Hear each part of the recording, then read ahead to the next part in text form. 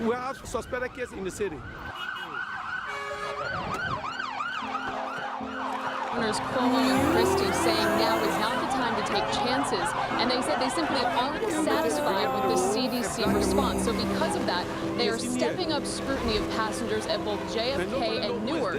Their announcement coming just a few hours after a woman was taken away by health officials at Newark Airport after she arrived from West Africa. This is in support of our strategy with 4 goals in mind. Number 1, to control the outbreak. Number 2, to address the ripple effects of local economies and communities to prevent a truly massive humanitarian disaster. Number 3, to coordinate a broader global response. And number 4, to urgently build up a public health system in these countries for the future. Not just in West Africa, but in countries that don't have a lot of resources generally. Now, this is a daunting task. But here's what gives us hope. They are patients all over.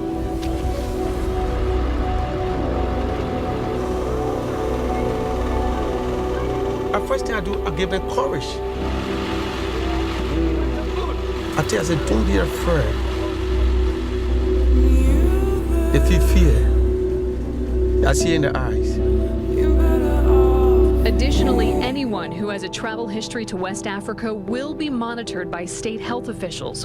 All of these new measures coming one day after 33-year-old Craig Spencer was diagnosed with Ebola, about 2 weeks after leaving Guinea, where he worked with the group Doctors Without Borders. Spencer was doing self-monitoring for the week he's been back in New York.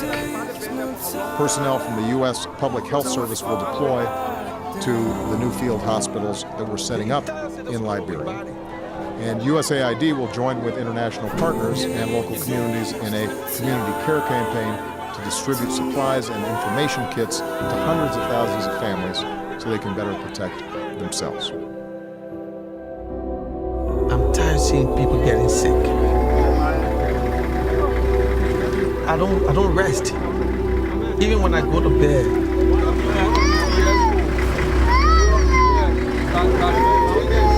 Sometimes I see it in my dream. When she landed in Newark Friday afternoon, she told screeners from the CDC that she is a healthcare worker, and she recently treated patients suffering from Ebola in West Africa. After the CDC alerted the New Jersey Department of Health, the New Jersey Department of Health has made the determination that a legal quarantine order should be issued. The woman showed no symptoms, but Governors Andrew Cuomo and Chris Christie Sometimes I sit down, when I sit down, I think about it, I say, wow, that could be me. stepping up the screening process put in place this month by the CDC and placing anyone who is treated or come in contact with potentially infected people in West Africa in a mandatory 21-day quarantine. They finally reached a treatment center, but they couldn't get in, and said a relative, we're just sitting. And these men and women and children are just sitting, waiting to die, right now. She's very critical. She's vomiting. She's weak. If she didn't go in, she won't let it.